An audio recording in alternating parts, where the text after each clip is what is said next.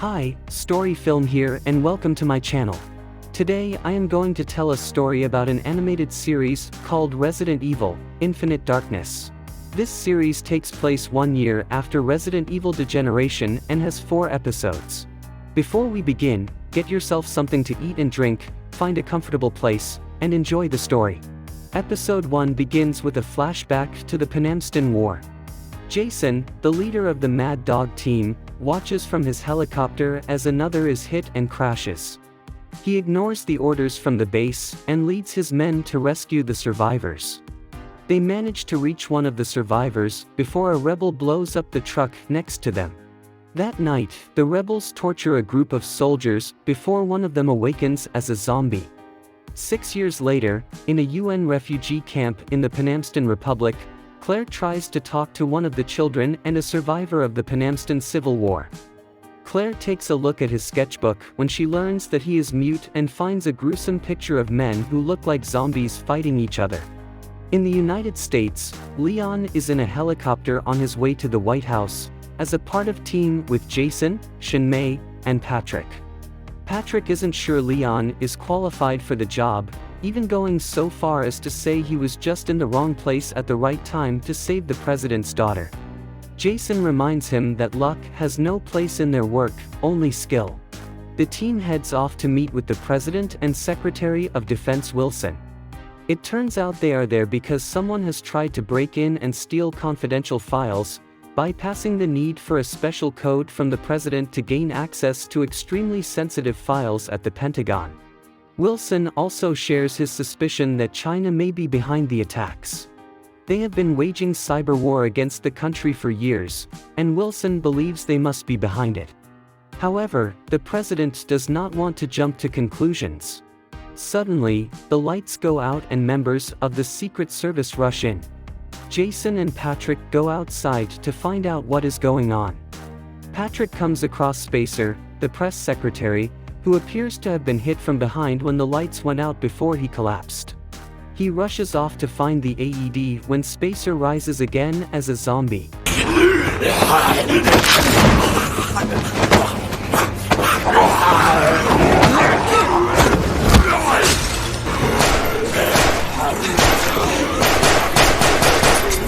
Just when it looks like he himself is going to be bitten, Leon comes and shoots from behind. He warns Patrick to aim for the head before the two rejoin the team, who are preparing to head off to the bunker with the president and the others. They reach the bunker and Patrick stays with the president while Jason, Shinmei and Leon go back to investigate.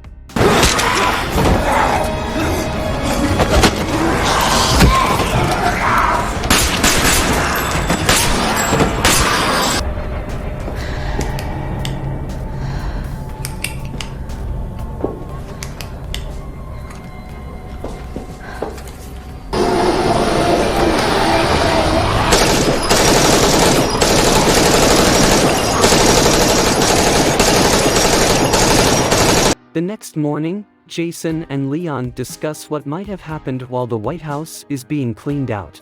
Downstairs, Claire has arrived for her meeting with Spacer, the press secretary who became a zombie yesterday. She being told that he is not here before she sees Leon walking by. He is just as surprised to see her, and she explains to him that she is here with representatives of the Provisional Government of Panamstan, asking for help to build schools and hospitals. She then asks Leon to look at the picture she found of what the Civil War looked like in Panamstan 6 years ago, which looks very similar to what happened in Raccoon City. Before Leon can give his opinion, Jason comes by and tells him to hurry up. Before he leaves, Leon warns her not to get into trouble, to which Claire replies that his outfit doesn't suit him at all. In the Oval Office, Wilson tells the president that the information contains info on a bioresearch facility in Shanghai. Wilson wants to send Jason and the team there to investigate, but Ryan isn't sure that's the best course of action. However, the president decides to authorize the mission after being urged by Wilson. Jason, Shinmei and Leon prepare for their mission and board the submarine that will take them into China's waters. Jason informs the team that they are going to the bioresearch facility to investigate the hacking and zombie attack on the White House. Leon does not understand why they need to go to the facility when they can just hack them back. Classified. On the facility? Classified. Time limit? Classified.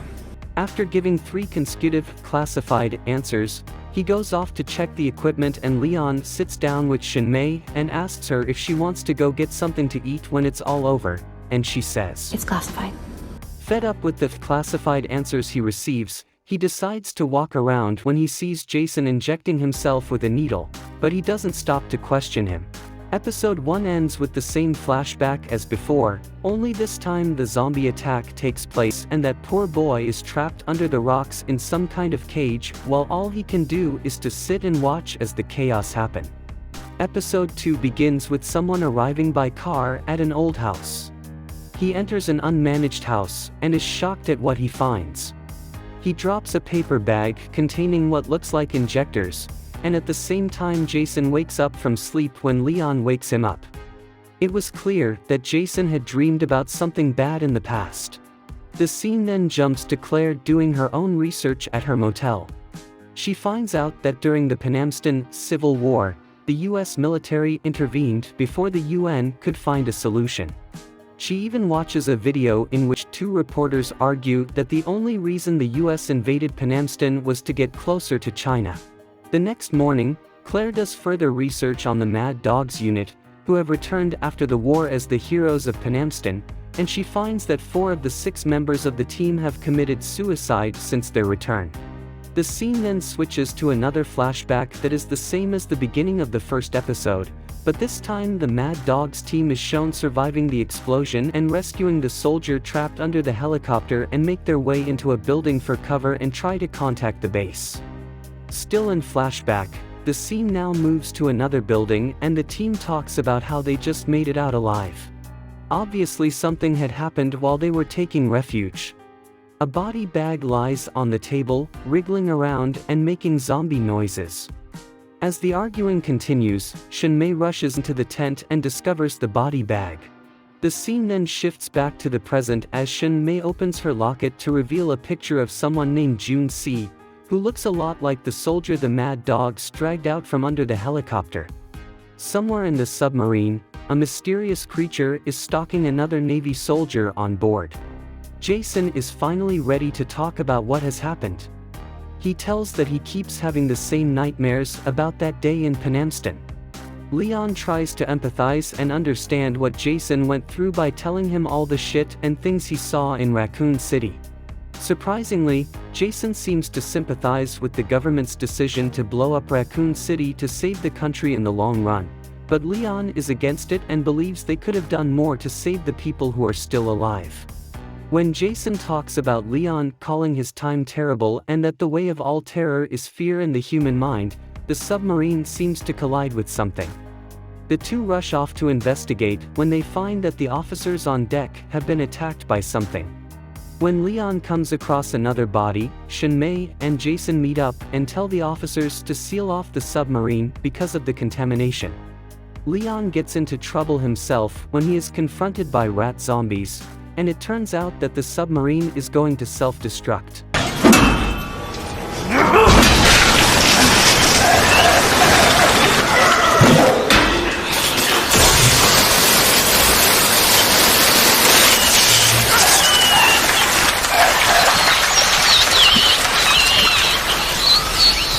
Leon finally makes it to the isolated room with some of the dead crew members and tries to open the escape pod where Shinmei and Jason are hiding.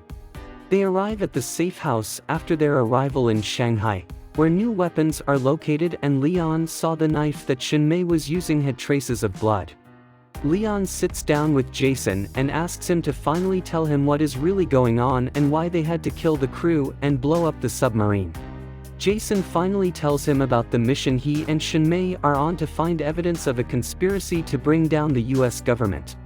He even asks Leon to help them, but he refuses, causing the atmosphere between them to become tense.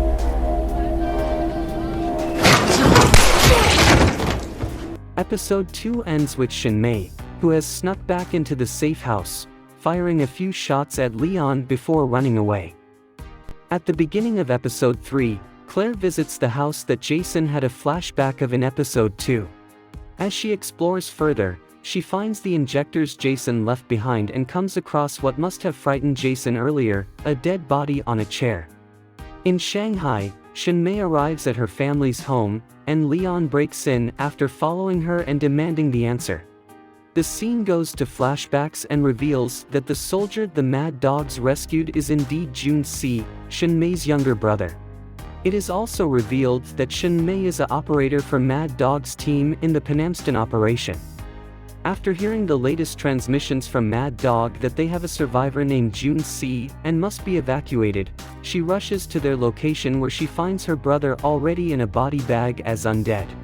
Back in the present, Shinmei tells Leon that, according to her investigation, Wilson was working with an unknown pharmaceutical company to produce military bioweapons and test them in Panamston during the Civil War.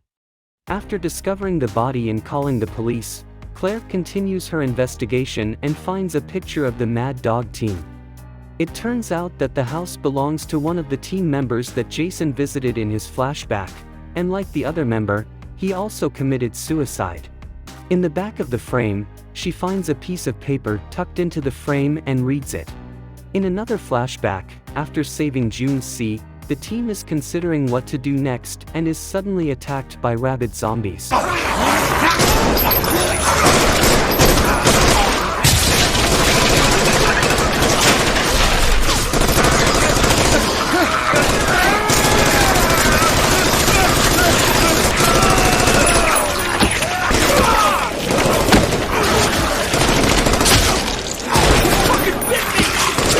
They may be able to fight them off, but each of them has been bitten in some way.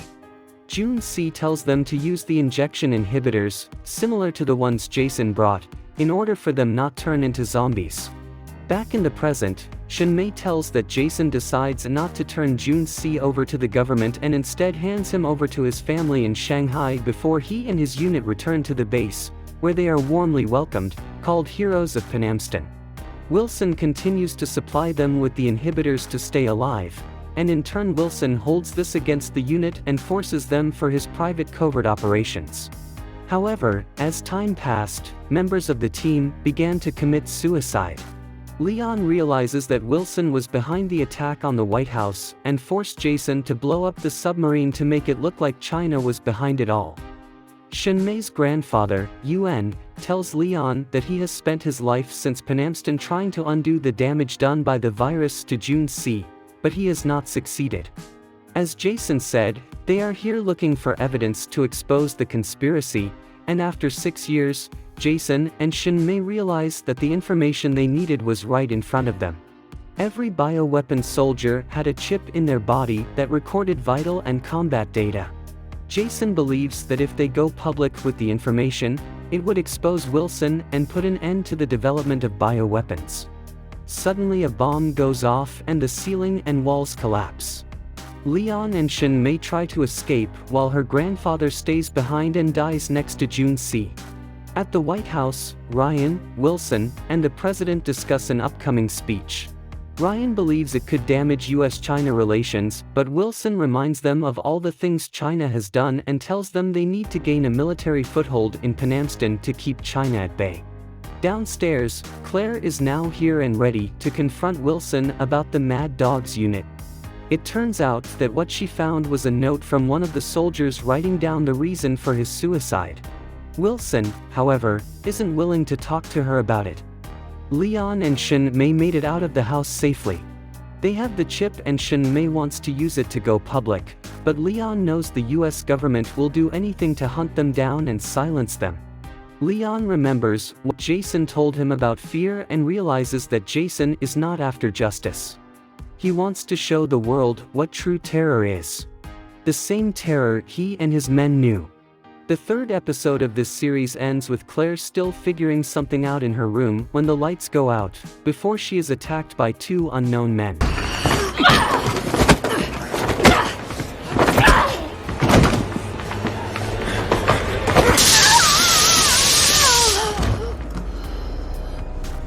The fourth and final episode of the series begins with the president's preparations for his upcoming speech. Patrick is preparing the other members of the Secret Service when he receives a call from Leon, who who warns him about what has been going on. Claire wakes up to find herself tied to a chair. Wilson is with her and wants Claire to stop her investigation, and he will provide her with whatever resources she needs at Penamston. If she refuses, he will kill her. It is as simple as that. Wilson even tells her how he planned to force the president to take a firm stand against China and mobilize the military in Penamston.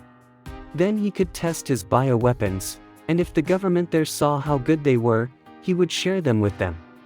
In return, they would have to buy inhibitors to keep those weapons in check, which would make him more money.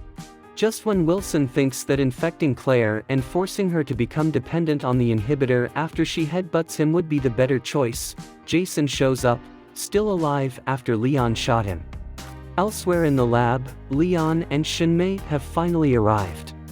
Jason had told her about Wilson's lab and she knew he would come there after being asked by Leon.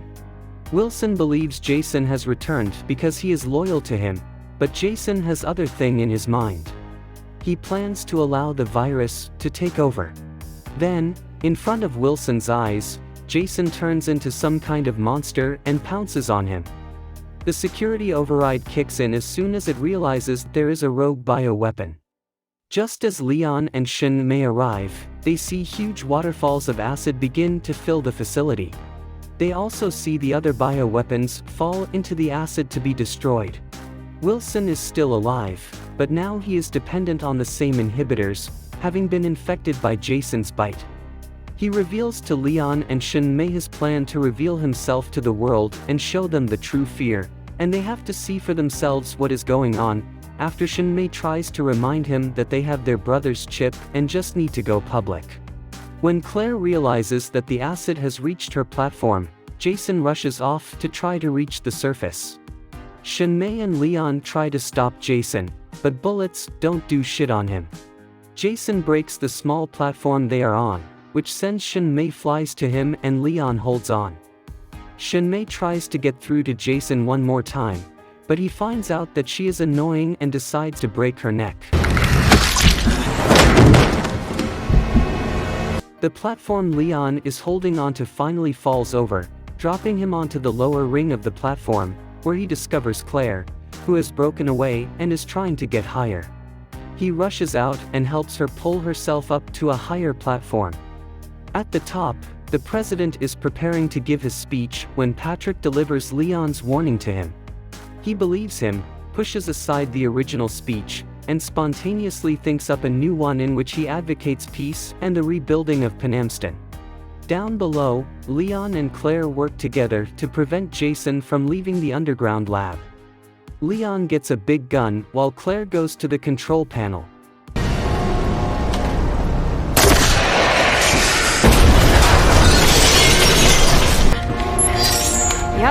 Yep, and yep. Hell yeah, I'm sure.